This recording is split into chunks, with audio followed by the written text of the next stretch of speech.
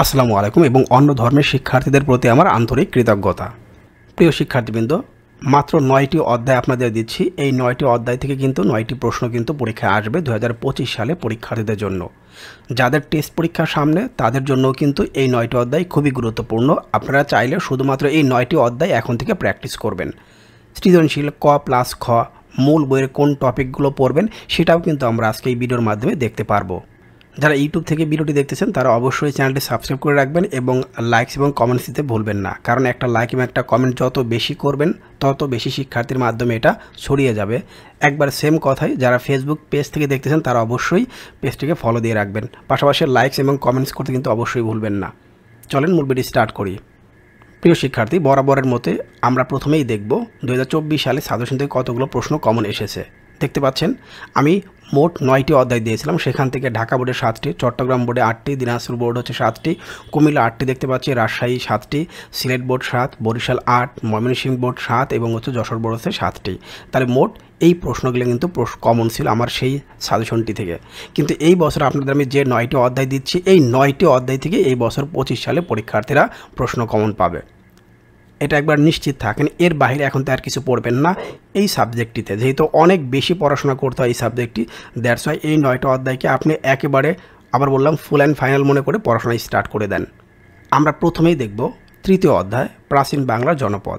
মূল বইটা একবার পড়ে নেবেন, পড়ার পরে সেই বইয়ের প্রথমে যে কাজটা করবেন সেটা হচ্ছে আপনি মাত্র এই কয়েকটা টপিক ভালো মতো করে দাগিয়ে রাখবেন, বলে এখন থেকে আমি মূল বইটা খুললে এই টপিকগুলো আমরা পড়ব এবং টপিকের পাশে অবশ্যই 1, 2, 3 আকার দিয়ে রাখবেন, এতে করে সুবিধা হবে পড়ার এবং আধিক্য বা ইম্পর্টেন্স অবশ্যই আপনারা বুঝতে পারবেন। চন্দ্রদ্বীপটা আপনি আগে পড়বেন, সমতট সেকেন্ডে রাখবেন, 3 নম্বরে বঙ্গ, পুন্ড এবং হচ্ছে গৌড়। আবারও বলতেছি চন্দ্রদ্বীপ এবং সমতট নিয়ে এই বছর প্রশ্ন হওয়ার সম্ভাবনা সবচেয়ে বেশি। এবং সৃজনশীল কয়ের জন্য আমরা পড়ব হচ্ছে এই 8টি প্রশ্ন। জনপদ কি, সর্বপ্রথম গৌড়ের উল্লেখ পাওয়া যায় কার গ্রন্থে, এরকম টোটাল প্রশ্ন হচ্ছে 8টি।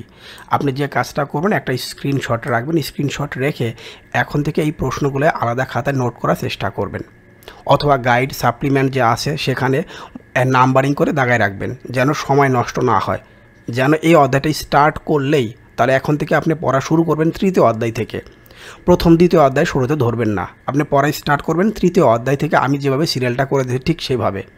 আচ্ছা, সৃজনশীল ক্ষয়ের জন্য আমরা শিখব হচ্ছে, দেখতে পাচ্ছ এখানে হচ্ছে মোট প্রশ্ন হচ্ছে কয়টা, 8টি। তাহলে অবশ্যই আপনারা যে কাজটা করবেন প্রথম এই 8টি প্রশ্ন সিরিয়াল করে অবশ্যই খাতায় বা সাপ্লিমেন্টে বা যেখানেই হোক অবশ্যই সেটা আপনি দাগ দিয়ে রাখবেন।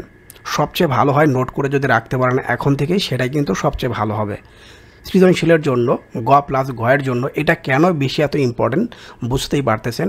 চলতি বছর মানে 2024 সালে পরীক্ষার্থীরা এই অধ্যায় থেকে মোট 10টি প্রশ্ন আসছে, তার মানে কোনো একটা বোর্ডে ডাবল প্রশ্ন আসছিল এই অধ্যায় থেকে। তাহলে বুঝতেই পারছেন এতগুলো অধ্যায় হওয়া সত্ত্বেও প্রশ্ন কিন্তু ডাবলও হতে পারে কোনো একটা অধ্যায় থেকে। যেমন ঢাকা বোর্ড 2টি অধ্যায় ডাবল প্রশ্ন আসছে, মানে একই অধ্যায় থেকে ডাবল প্রশ্ন আসছে। ওকে, তাহলে এই প্রশ্নগুলো আপনি এখন থেকে সিলেক্ট করে রাখবেন। সাপ্লিমেন্ট, গাইড বা মূল বই যেখানে পান, যেভাবেই পান, অবশ্যই এই প্রশ্নগুলো এখন থেকে প্র্যাকটিস করবেন, এই প্রশ্নগুলোর বাইরে না। এই প্রশ্নগুলো আমি কোন টপিক নিয়ে, গ প্লাস গতে কোন টপিক নিয়ে সৃজনশীল প্রশ্নটা আসছে ওই টপিকটার উপরে অবশ্যই মনে রাখবেন এবং সিনারিওটা, সৃজনশীলের সিনারিওটা অবশ্যই বুঝে নেবেন, তাহলে অবশ্যই আপনার প্রশ্ন যেভাবেই দিক না কেন আনসার করতে পারবেন। এটাই হচ্ছে এই সাজেশনের হচ্ছে মূল কথা।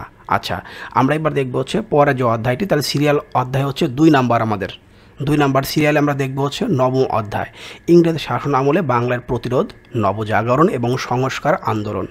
মূল বইটা একবার অবশ্যই পড়ে নেবেন এবং পড়ার পরে এখন থেকে আপনি মূল বইয়ে মার্ক করে রাখবেন ফরাজি আন্দোলন এবং নীল বিদ্রোহ, এটা 1 নাম্বারে থাকবে এবং 2 নাম্বারে থাকবে রাজা রামমোহন রায় এবং বেগম রোকেয়া। এই 4টা টপিক থেকেই প্রশ্ন হয় সবসময়, এই 4টা টপিককেই বেশি মানে আবার বললাম বেশি গুরুত্ব দেওয়া হয়। বাট বাকি যে টপিকগুলো দেখতে পাচ্ছেন এই টপিকগুলো আপনি 2-3 বার রিডিং করে রাখতে পারেন, কিন্তু উপরে 4টা টপিক অবশ্যই খুব ভালো মতো করে পড়তে হবে। যদি এই গাইডলাইনটা মেনে চলেন তাহলে আপনার এই সাবজেক্টটি কোনো সমস্যাই হবে না, 3 থেকে 4 দিনের মধ্যেই এই সাবজেক্ট আপনি কভার করতে পারবেন। সৃজনশীল কয়ের জন্য আমরা যেটা শিখব, দেখতে পাচ্ছেন এখানে মাত্র 5টি প্রশ্ন, এখানে মাত্র 5টি প্রশ্ন। আপনি এই 5টি প্রশ্নই পড়বেন। এমসিকিউ অংশে যে সাজেশনটা আপনি পাবেন সেখানে ক নাম্বারের কিছু কোশ্চেন থাকবে, আসবে, টিক চিহ্নগুলো ক নাম্বারের কোশ্চেন হিসেবে আসতে পারে। তাহলে তো প্রবলেম নাই। আচ্ছা, সৃজনশীল ক্ষয়ের জন্য আমি শিখবো হচ্ছে এখানে মোট 8টি প্রশ্ন। আপনাদের সাজেশনের প্রশ্ন কিন্তু খুব বেশি না, প্রশ্নটা কিন্তু খুব বেশি না। আমি আবার বলতেছি, হাজী মোহাম্মদ মহসিনকে কেন দানবীর বলা হয়, রাজা রামমোহন রায়কে ভারতের আধুনিক পুরুষ বলা হয় কেন, বিদ্যাসাগরকে বাংলা গদ্য সাহিত্যের জনক বলা হয় কেন, টোটাল প্রশ্নই হচ্ছে মাত্র 8টা। 2 থেকে 3 বার বা 4 বার 5 বার 6 বার আজকে থেকে শুরু করে এসএসসি 2025 অনেক টাইম আছে। আপনি চাইলে এটা অনেকবার 1000 বার পড়তে পারবেন, এমন সময় এখন পর্যন্ত আছে। 5 থেকে 7 বার প্রতি সপ্তাহে একবার করে পড়ুন, দেখবেন এটা মুখস্থ হয়ে গেছে। প্রতি সপ্তাহে একবার খালি রিডিং পড়লেই হবে, আপনাকে মুখস্থ করার দরকার নাই। তাহলে আপনি আস্তে আস্তে এটা আপনার আয়ত্তে চলে আসবে। সৃজনশীল গ প্লাস ঘয়ের জন্য এখানে প্রশ্ন 8টি, তাহলে প্রত্যেকটা অধ্যায় থেকে আপনাকে সৃজনশীল প্রশ্ন দিচ্ছি মাত্র 8টি করে। এই অধ্যায়টাও গুরুত্বপূর্ণ, এই অধ্যায়টা 7টি বোর্ড পরীক্ষায় আসছে, মানে 7টি বোর্ডে এই অধ্যায় থেকে প্রশ্ন দেওয়া হয়েছে। তাহলে আপনি সৃজনশীলের জন্য এই প্রশ্নগুলো মার্ক করে রাখবেন এখন থেকে। 24 সালের কোশ্চেনগুলো সাপ্লিমেন্টে পাবেন, সবচেয়ে ভালো হয় লেকচার সাপ্লিমেন্ট কিনে নেবেন, এটা টেস্ট পেপার থেকেও ভালো হবে। যা হোক, ওকে, তারপর আমরা যাব হচ্ছে সিরিয়াল নাম্বার 3-এ, অধ্যায় 11, ভাষা আন্দোলন এবং পরবর্তী রাজনৈতিক ঘটনা প্রবাহ। সম্পূর্ণ অধ্যায়টা একবার পড়া শেষ, পড়ার পরে আপনি এই যে টপিকগুলো আছে এটাকে মার্ক করে রাখবেন। স্পেশালি প্রথম 1 আর 2টা কিন্তু বেশি ইম্পর্টেন্ট থাকবে আপনার জন্য। 1954 সালে নির্বাচনের তাৎপর্য, ভাষা আন্দোলনের পটভূমি, যুক্তফ্রন্ট গঠনের পটভূমি এবং 21 দফা কর্মসূচি। এরপরে সৃজনশীল কয়ের জন্য দেখতে পাচ্ছি প্রশ্ন একটু বেশি এই অধ্যায়ে, দেখতে পাচ্ছি এখানে 10টি প্রশ্ন ছোট বড় মিলিয়ে আছে, খুব বেশি সময় লাগার কথা না। একবার ব্যালট বিপ্লব কি, ঢাকা শহর 144 দ্বারা জারি করেন কে, এটা এক অর্থে উত্তর, এই টাইপের কোশ্চেনগুলো এমসিকিউতেও থাকবে। মুজিবনগর সরকার কোথায় শপথ গ্রহণ করেন, আগরতলা মামলা কি, টোটাল প্রশ্নই হচ্ছে এখানে মাত্র 10টা। আমি নিশ্চিত এই 10টি প্রশ্ন পড়তে আমাদের খুব বেশি সময় লাগার কথা না। আচ্ছা, এরপর আমরা দেখব হচ্ছে সৃজনশীল প্রশ্ন হচ্ছে ক্ষয়ের জন্য। এখানেও ক্ষয়ের জন্য রেখেছি 9টি প্রশ্ন, একটু বেশি হবে এই অধ্যায়টা, কারণ এই অধ্যায়টা ইতিহাস অনেক বেশি। যা হোক, তাহলে প্রশ্ন এখানে 9টি। আমি আবারও বলছি, যদি নোট করে রাখতে পারেন এখন থেকে, তাহলে আপনার সাকসেস নিশ্চিত। আচ্ছা, এবার আমরা সৃজনশীল গ প্লাস ঘয়ের জন্য এই অধ্যায় থেকে 2024 সালে 6টি বোর্ডে প্রশ্ন আসছে। রাজশাহী, চট্টগ্রাম, দিনাজপুর 24 সালে 3টা প্রশ্ন, ঢাকা কুমিল্লা 2টি প্রশ্ন, ঢাকা কুমিল্লা এবং চট্টগ্রামের আরও 3টি প্রশ্ন। এই টোটাল হচ্ছে 8টি সৃজনশীল প্রশ্ন। প্রত্যেকটা অধ্যায় থেকে আমি 8টি করে সৃজনশীল প্রশ্ন আপনার জন্য সিলেক্ট করে দিয়েছি, জাস্ট এটাই পড়বেন। আচ্ছা, হয়ে গেল। এর পরবর্তী আমরা দেখতে পাচ্ছি দ্বিতীয় অধ্যায়, খুবই গুরুত্বপূর্ণ। ঢাকা বোর্ডে এই অধ্যায় থেকে চলতি বছর 2টি প্রশ্ন আসছে। তাহলে প্রথমে আমরা কী করবো, অধ্যায়টা যদি অনেক বড়, আপনি প্রথমে গ্রিক সভ্যতা, এইটা সবার আগে ভালো মতো পড়বেন। মিশরীয় সভ্যতা থাকবে হচ্ছে 2 নম্বরে, আর 3 নম্বরে সিন্ধু সভ্যতা। সিন্ধু সভ্যতা, রোমান সভ্যতা নিয়ে প্রশ্ন খুব কম আসে, বাট গ্রিক সভ্যতা আর মিশরীয় সভ্যতা থাকে হাইলাইটে সবচেয়ে বেশি গ প্লাস ঘয়ের জন্য। তাহলে গ্রিক সভ্যতা এইটা দিয়েই পড়াই স্টার্ট করবেন, নাম্বারিং করে রাখবেন আমার মতো করে, মিশরীয় সভ্যতা এবং সিন্ধু সভ্যতা। সিন্ধু সভ্যতা না পড়লেও হচ্ছে, রোমান সভ্যতা না পড়লেও হচ্ছে, বাট গ্রিক সভ্যতা আর মিশরীয় সভ্যতা মাস্ট পড়তেই হবে। আচ্ছা, এখানে আমরা কয়ের জন্য কোশ্চেন দেখতে পাচ্ছি হচ্ছে 10টি, খুব ছোট ছোট প্রশ্ন, খুব বেশি বড় বড় প্রশ্ন না। তাহলে আপনি এই 10টি প্রশ্ন সবার আগে মুখস্থ করে ফেলবেন। মুখস্থ বলতে হচ্ছে প্রতি সপ্তাহে একবার করে পড়লেই হবে। যদি আপনি নোট করে রাখতে পারেন সেটা খুবই ভালো, আর না হলে গাইড বা সাপ্লিমেন্টে প্রশ্নগুলো মার্ক করে রাখবেন, যেন পরবর্তীতে এই অধ্যায় আপনি খুললেই যেন সময় নষ্টটা না হচ্ছে। আপনি জাস্ট কোশ্চেনগুলো দিয়ে মার্ক করে আছে, পরে সময় নষ্ট করবেন না। চলেন আমরা এবার পরের যে কোশ্চেন থাকবে হচ্ছে ক্ষয়ের জন্য। এখানেও প্রশ্ন হচ্ছে দেখতে পাচ্ছি মোট হচ্ছে 10টি। রোমে প্রজাতন্ত্রের সূত্রপাত ঘটে কিভাবে। এখানে এই 10টি প্রশ্ন আছে, ঠিক এইভাবেই সিরিয়াল করে, মানে আপনি সিরিয়াল করে রেখে দেন আপনার গাইড বা সাপ্লিমেন্টে বা মূল বইয়ে, যেভাবেই আপনি করেন না কেন নোট করে রাখতে পারেন। প্রথমে স্ক্রিনশট দিয়ে প্রশ্নগুলো কালেক্ট করে নিয়ে নেন, সমস্যা নাই। আচ্ছা, এরপর সৃজনশীল দেখতে পাচ্ছেন গ প্লাস ঘয়ের জন্য হচ্ছে এগুলো। আপনাকে এইভাবে কোশ্চেন কেউ দিবে না, নিশ্চিত থাকেন, কেউ কিন্তু দিবে না। আবার বলছি, তাহলে এই প্রশ্নগুলো আপনি এখন থেকেই পরে স্টার্ট করে দেন। আচ্ছা, এরপর আমরা দেখব হচ্ছে 1 নম্বর অধ্যায়, ইতিহাস পরিচিতি। বোর্ড বই সম্পূর্ণ অধ্যায়টি একবার রিডিং পড়ার পর আমরা ইতিহাসের লিখিত এবং অলিখিত উপাদান, এই 2টি টপিক সবচেয়ে বেশি পড়ব। তারপরে ইতিহাস পাঠের প্রয়োজনীয়তা একবার রিডিং পড়ে নেবেন, বাট ইতিহাসের লিখিত এবং অলিখিত উপাদান কোনগুলো সেটা কিন্তু আপনাকে মনে রাখতে হবে। মনে রাখবেন 1 নম্বর টপিক নিয়ে এই অধ্যায়তে প্রশ্ন বেশি পরীক্ষায় আসে। এখানে সৃজনশীল কয়ের জন্য শিখবো আমরা হচ্ছে 10টি প্রশ্ন, এবং ক্ষয়ের জন্য কিন্তু প্রশ্ন খুব বেশি হবে না। তাহলে দেখতে পাচ্ছেন এই প্রশ্নগুলো খুব বেশি বড় বড়ও কিন্তু না, কিন্তু আপনাকে আসলে জানতে হবে কোন প্রশ্নগুলো আমাকে মানে পরীক্ষার জন্য এখন থেকেই শিখতে হবে। টেস্ট পরীক্ষা যাদের সামনে আছে তারা অবশ্যই যেহেতু সম্পূর্ণ সাজেশনটা পেয়ে যাচ্ছেন একেবারে A to Z, তার মানে এই সাবজেক্টটি নিয়ে আপনাদের আর টেনশন করার কিছু নেই। টেস্ট পরীক্ষা খুব ভালো হবে যদি এই 9টি অধ্যায় খুব ভালো মতো প্র্যাকটিস করে যান। আচ্ছা, আমরা সৃজনশীল ক্ষয়ের জন্য দেখবো হচ্ছে এখানে প্রশ্ন 8টি, মানে ছোট কোশ্চেন, এখানে একটা কমই আছে উল্টা। দেখো, ইতিহাসকে শিক্ষণীয় দর্শন বলা হয় কেন?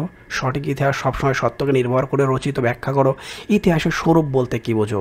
ইতিহাস পাঠে কীভাবে আমাদের সচেতনতা বৃদ্ধি পায়? মানব সমাজের অনন্ত ঘটনা প্রবাহই হলো ইতিহাস, ব্যাখ্যা করো। ইতিহাস কেন অন্যান্য বিষয় থেকে আলাদা? তাহলে টোটাল প্রশ্ন হচ্ছে 8টি। লিখে প্র্যাকটিস করা স্টার্ট করে দেন। বারবার বলতেছি, লিখে প্র্যাকটিস করা স্টার্ট করে দেন। সৃজনশীল প্রশ্ন এখানেও কিন্তু এখানে 8টি বোর্ডে এই অধ্যায় থেকে প্রশ্ন আসছে 2024 সালে। তাহলে আপনারা এই 8টি প্রশ্ন দেখতে পাচ্ছেন, এই 8টি প্রশ্ন অবশ্যই আপনারা প্র্যাকটিস করবেন এখন থেকেই। শুধুমাত্র এই 8টি প্রশ্ন আপনাকে 100, 200, 50টি, 30টি, 40টি করে সৃজনশীল প্রশ্ন পরে সময় নষ্ট করার কোনো মানে হয় না। এই 8টি প্রশ্ন আপনি বারবার রিড আউট করেন। আচ্ছা, আমরা পরের সিরিয়াল দেখতে পাচ্ছি 13 নম্বর অধ্যায়। তাহলে বোর্ড বই সম্পূর্ণ অধ্যায়টি একবার রিডিং পড়ার পর এখান থেকে আপনি যে কাজটা করবেন, 7ই মার্চের ভাষণ, যাকে আমরা বলি অসহযোগ আন্দোলনের চূড়ান্ত পর্যায়, মুক্তিযুদ্ধে নারী, প্রবাসী বাঙালি, বিদেশি গণমাধ্যমের ভূমিকা, এই ভূমিকাটা আপনি 2 নম্বরে রাখবেন। এভাবে সিরিয়াল করে পড়াশোনা করবেন। জাস্ট এই মানে এইখানে এই টপিকগুলো আপনি পড়বেন, এই অধ্যায়ে এই টপিকগুলো মার্ক করে রাখবেন সৃজনশীল গ প্লাস ঘ এর জন্য। অন্য টপিকগুলো এখন থেকে আর পড়ার প্রয়োজন নেই। আপনি টেস্ট পরীক্ষার সামনে আছে, এখানে আপনি নিজে প্র্যাকটিক্যাল দেখেন, তাহলে বুঝতে পারবেন। আচ্ছা, সৃজনশীল কয়ের জন্য আমরা শিখবো হচ্ছে এখানে মোট 9টি প্রশ্ন। শিখা চিরন্তন বলতে কী বোঝো? অপারেশন সার্চ লাইট কি? দেখতে টোটাল প্রশ্ন হচ্ছে 9টি প্রশ্ন আপনাকে পড়ার কথা বলা হচ্ছে যেন আপনি লিখে প্র্যাকটিস করতে পারেন। লিখে প্র্যাকটিস করলে দেখবেন নোটের মধ্যে থাকবে, এইটা আপনার কখনই আর মানে একটা পরীক্ষা দিয়ে আসছেন আর একটা পরীক্ষার জন্য সব কী পড়বেন সব রেডি হয়ে আছে, মানে এখন একটু সময় নষ্ট হলেও পরবর্তীতে এই সময়টা খুব বেশি কাজে দিবে। পরীক্ষার আগে দেখবেন আপনার বাংলা পরীক্ষা শেষ, বাংলা সেকেন্ড পেপার রেডি আছে, আবার ইংলিশ প্রথম পত্র পরীক্ষা শেষ, দ্বিতীয় পত্র রেডি আছে, তাহলে দেখবেন আপনার সময়গুলো বেঁচে যাবে, আপনার পরীক্ষার প্রিপারেশনটা খুব ভালো থাকবে। আচ্ছা, এবং ক্ষয়ের জন্য কোশ্চেন দেখতে পাচ্ছি একটু বেশি, 12টি। এখানে ক্ষয়ের জন্য প্রশ্ন হচ্ছে টোটাল হচ্ছে 12টি। জাতীয় স্মৃতিসৌধ নির্মিত হয় কেন? এখানে অনেকগুলো বিষয় আমরা আগে থেকে জানি, যেহেতু আমরা একবার ছোটোবেলা থেকে ইতিহাস কম বেশি পড়াশোনা করেছি। এই অনুযায়ী এই অধ্যায়টা খুব বেশি ডিফিকাল্ট হবে না আপনার কাছে। মুক্তিযুদ্ধে গণমাধ্যমের ভূমিকা কী? মুক্তিযুদ্ধের শিল্পী, সাহিত্যিক বা বুদ্ধিজীবীদের ভূমিকা কী ছিল? মুক্তিযুদ্ধে নারীদের ভূমিকা কী ছিল? মানে টোটাল প্রশ্নগুলো 1 থেকে 12 পর্যন্ত। এটা খুব বেশি মুখস্থর আসলে বিষয় না, আপনি ইচ্ছা করলে এটা মনে রাখতে পারবেন। এবং গ প্লাস ঘ এই অধ্যায় থেকে মোট 10টি বোর্ডে প্রশ্ন আসছে 2024 সালে। এই জন্য আমরা 24 সালের কোশ্চেনকে বেশি প্রাধান্য দিয়েছি। ঢাকার চট্টগ্রামে 23 সালের কোশ্চেন দেখতে পাচ্ছেন এখানে মাত্র 2টি, আর বাকি সবগুলোই কিন্তু 24 সালের প্রশ্ন। পরবর্তী যে অধ্যায়টা, এই অধ্যায় দেখতে অধ্যায় হচ্ছে 4 নম্বর অধ্যায়, মানে আমাদের শেষ অধ্যায়, প্রাচীন বাংলার রাজনৈতিক ইতিহাস। বোর্ড বইতে আমরা সম্পূর্ণ অধ্যায়টা একবার রিডিং পড়ার পর আমরা বলছে মাছনা এবং হচ্ছে পাল বংশ, স্বাধীন গৌড় রাজ্য এবং হচ্ছে সেন বংশ, আপনি শুধু এই টপিকগুলোর উপরে গুরুত্ব সহকারে দিতে পারেন। এই অধ্যায় ইতিমধ্যে 7টা অধ্যায় আমাদের হয়ে গেছে, এটা দিয়েই। আচ্ছা, এখানে সৃজনশীল প্রশ্ন কয়ের জন্য দেখতে পাচ্ছেন হচ্ছে কতগুলো? 8টি। এই 8টি প্রশ্ন লিখে প্র্যাকটিস করার কথা বলা হচ্ছে বারবার। তাহলে আবারও বলতেছি, লিখে প্র্যাকটিস যত করবেন, এখন অনেকের একটু সময় নষ্ট হবে, ধৈর্য হারা হয়ে যাবেন, কিন্তু তাহলে বিপদে পড়বেন, শেষ করতে পারবেন না। দুটো পদ্ধতি, হয় লিখে রাখবেন আর না হলে গাইড বা সাপ্লিমেন্টে প্রশ্নগুলো নাম্বারিং করে মার্কিং করে রাখবেন, সময় নষ্ট হবে না। সৃজনশীল প্রশ্নগুলো মার্কিং করে রাখবেন। আচ্ছা, সৃজনশীল ক্ষয়ের জন্য দেখবো হচ্ছে, দেখো এখানে প্রশ্ন হচ্ছে 7টি, খুব বেশি কিন্তু না। আপনাদের ক এবং খ প্রশ্ন কিন্তু খুব বেশি হয়নি হিসাব অনুযায়ী, আপনাদের যে বড় বড় একটা অনেক বড় বড় অধ্যায়। সৃজনশীল গ প্লাস ঘয়ের জন্য আমরা এখানে প্রশ্ন দেখতে পাচ্ছি হচ্ছে 8টি, আগের মতোই। 24 সালে এই অধ্যায় থেকে 9টি প্রশ্ন আসছে, তার মানে এই অধ্যায়টা আর একটা গুরুত্বপূর্ণ একটা অধ্যায়। এই হয়ে গেল আমাদের 7টি অধ্যায়। 7টি অধ্যায় থেকে প্রশ্ন মাস্ট আপনার হবেই, মানে আপনার 2025 সালে পরীক্ষার্থী বা টেস্ট পরীক্ষা যাই দেন না কেন, এই 7টা অধ্যায় থেকে 7টি প্রশ্নই হবে, এটা ফিক্সড। এবার আসেন বাকি দুটো অধ্যায় আপনাকে আমি কি দিচ্ছি, হেল্পার হিসেবে দিচ্ছি। প্রথমে দেখবো হচ্ছে 5ম অধ্যায়, প্রাচীন বাংলার সামাজিক, অর্থনৈতিক এবং সাংস্কৃতিক ইতিহাস।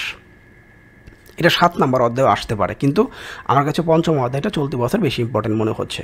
তাহলে এখানে আপনি যে কাজটা করবেন, কয়ের জন্য প্রশ্ন দেখতেছেন মাত্র 4টা এবং ক্ষয়ের জন্য কোশ্চেন দেখতে পাচ্ছেন। আবার বলছি যে এখানে কিন্তু প্রশ্ন আমি খুব বেশি দেইনি, মাত্র 4টা প্রশ্ন দেখতে পাচ্ছেন কয়ের জন্য, এবং ক্ষয়ের জন্য প্রশ্ন হচ্ছে এখানে হচ্ছে মোট 6টি। সৃজনশীল বোর্ড প্রশ্ন পড়ব হচ্ছে রাজশাহী, যশোর, চট্টগ্রাম 24, ঢাকা, চট্টগ্রাম 20 এবং রাজশাহী বরিশাল 19 সালের প্রশ্ন।